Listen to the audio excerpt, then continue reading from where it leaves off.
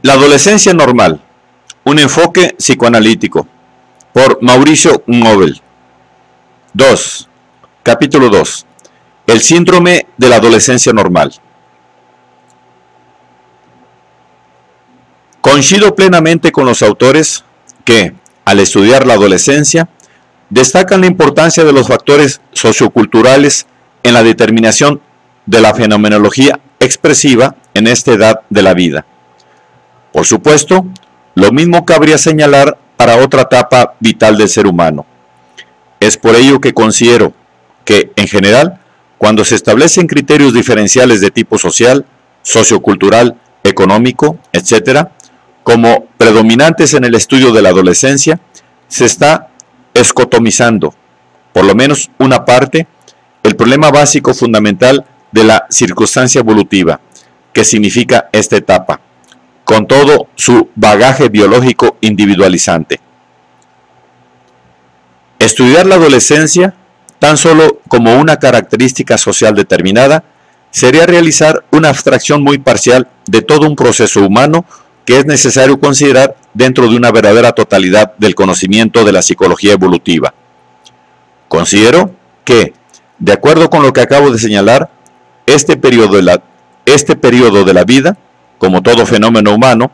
tiene su exteriorización característica dentro del marco cultural social en el cual se desarrolla. Así, debemos, por una parte, considerar la adolescencia como un fenómeno específico dentro de toda la historia del desarrollo del ser humano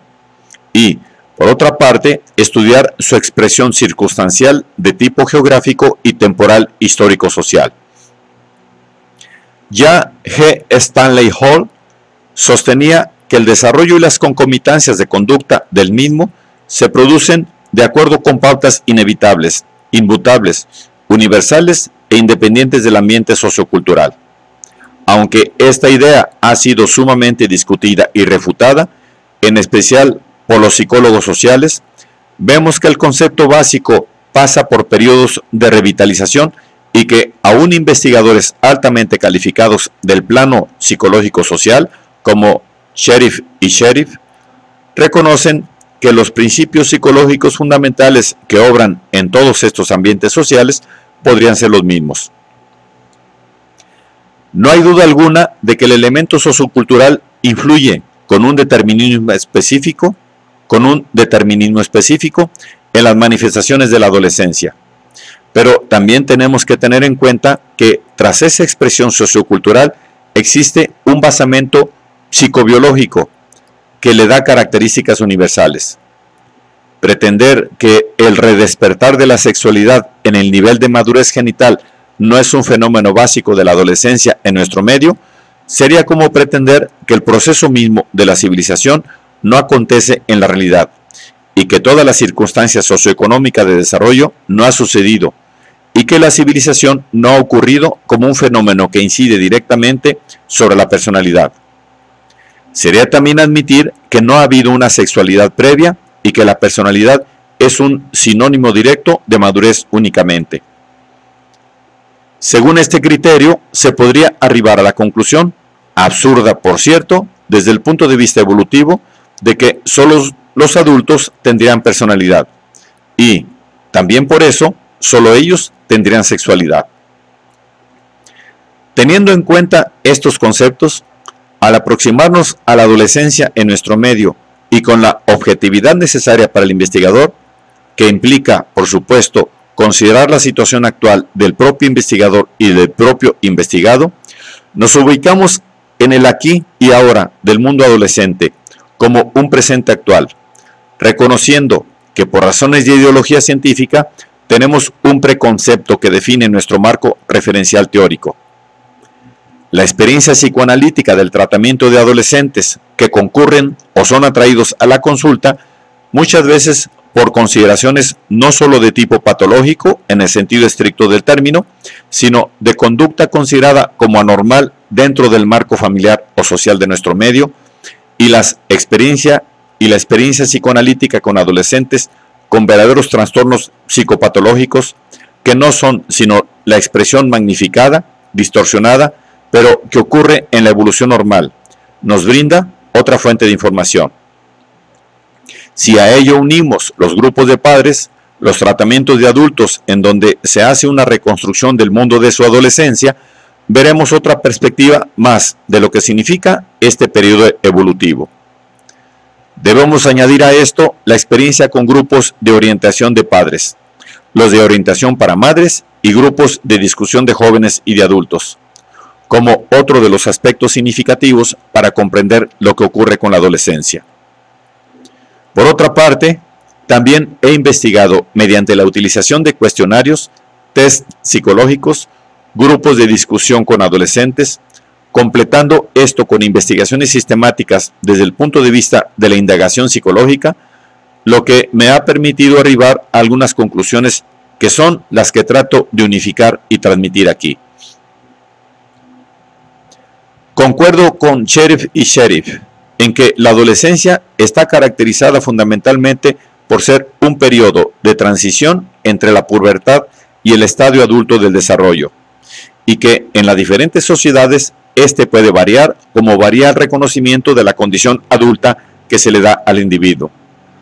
Sin embargo, existe como base de todo este proceso una circunstancia especial, que es la característica propia del proceso. Una circunstancia especial que es la característica propia del proceso adolescente en sí. Es decir, una situación que obliga al individuo a reformularse los conceptos que tiene acerca de sí mismo y que lo lleva a abandonar su autoimagen infantil y a proyectarse en el futuro de su adultez. El problema de la adolescencia debe ser tomado como un proceso universal de cambio, de desprendimiento, pero que se teñirá con connotaciones externas peculiares de cada cultura que lo favorecerán o dificultarán, según las circunstancias. Abstraer la adolescencia del continuum, que es el proceso evolutivo, y estudiarla tan solo como una etapa preparatoria para la madurez, significa para mí un adultomorfismo que es necesario superar, ya que induce a prejuicios de investigación, a los que después resulta sustraerse. Esto no implica negar que el sino de la adolescencia es integrarse en ese mundo del adulto, en donde tendrá que aceptar su nueva configuración del ser humano, su morfología adulta y la capacidad del ejercicio de su genitalidad para la procreación. Enfocado así el problema de la adolescencia, esta metodología podría parecer como poco sistemática. Sin embargo, debemos tener presente, como lo han señalado Thorpe y Johnson, que algunos estudios muy sistemáticos pueden estereotipar al adolescente individual y dar un cuadro equivocado. En trabajos anteriores, he llegado a definir a la adolescencia como la etapa de la vida durante la cual el individuo busca establecer su identidad adulta, apoyándose en las primeras relaciones objetales parentales, internalizadas, y verificando la realidad que el medio social le ofrece, mediante el uso de los elementos biofísicos en desarrollo a su disposición, y que a su vez tienden a la estabilidad de la personalidad en un plano genital, lo que solo es posible si se hace el duelo por la identidad infantil. Por supuesto, doy por sobreentendido que cuando hablo de identidad, como ya lo he indicado, hablo de un continuum y que no me está refiriendo a la capacidad que tiene el adolescente para lograr una identidad determinada, como veremos enseguida. El proceso de duelo es básico y fundamental y se expone en los capítulos que, con la inspiración y siguiendo las ideas fundamentales de Armida Aberasturi, se presenta en este libro. Pienso que la estabilización de la personalidad no se logra sin pasar por un cierto grado de conducta patológica que, según mi criterio, debemos considerar inherente a la evolución normal de esta etapa de la vida. Frente a un mundo tan cambiante y a un individuo que, como el adolescente, presenta una cantidad de actitudes también cambiantes, este no puede compararse siquiera con lo que sería la verdadera normalidad en el concepto adulto del término. El concepto de normalidad no es fácil de establecer, ya que en general varía en relación con el medio socioeconómico, político y cultural, como ya lo he indicado. Por lo tanto, resulta generalmente una abstracción con validez operacional para el investigador que, ubicado en un medio determinado, se rige por las normas sociales vigentes en forma implícita o explícita. He señalado en otra oportunidad que la normalidad se establece sobre las pautas de adaptación al medio y que no significa sometimiento al mismo, sino más bien la capacidad de utilizar los dispositivos existentes para el logro de las satisfacciones básicas del individuo en una interacción permanente que busca modificar lo displacentero o lo inútil a través del logro de situaciones para el individuo y la comunidad. Por supuesto que, como lo destaca J.A. Merleau, la personalidad bien integrada no es siempre la mejor adaptada, pero tiene, sí, la fuerza interior como para advertir el momento en que una aceptación temporaria del medio puede entrar en conflicto con la realización de objetivos básicos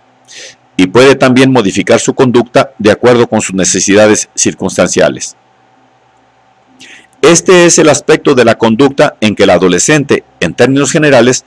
puede fallar.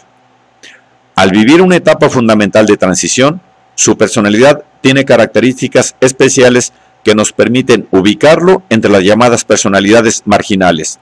en el sentido de la adaptación y la integración que acabamos de esbozar.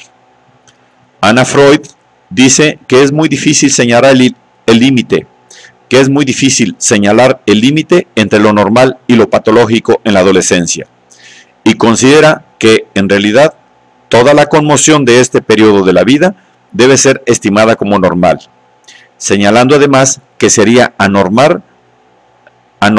la presencia de un equilibrio estable durante el proceso adolescente. Las luchas y rebeldías externas del adolescente no son más que los reflejos de los conflictos de dependencia infantil que íntimamente aún persisten. Los procesos de duelo obligan a actuaciones que tienen características defensivas, de tipo psicopático, fóbico o contrafóbico, maníaco o esquizoparanoide, según el individuo y sus circunstancias.